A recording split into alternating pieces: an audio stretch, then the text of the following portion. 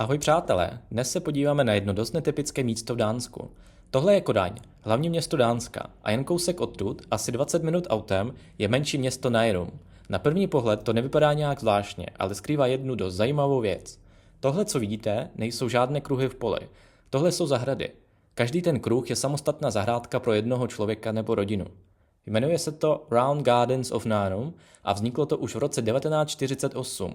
Navrhl to dánský krajinářský architekt Karl Theodor Sorenson. Lidi tam pěstují věci, odpočívají a často tam mají i malé chatky. Zajímavé je hlavně to uspořádání. Všechno je geometricky přesné, kruhy vedle sebe, ale přitom každý řeší svůj vlastní prostor. Je to taková kombinace soukromí a komunity. Lidi jsou blízko u sebe a zároveň má každý svůj klid.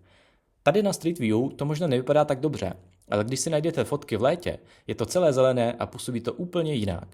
U nás v Česku máme zahrádkářské kolonie taky, ale většinou jsou to klasické obdélníky vedle sebe. Tohle je úplně jiný přístup, víc design, víc plánování. Co na to říkáte? Dávalo by to smysl mít takovou zahradu u nás, nebo je to už moc umělé?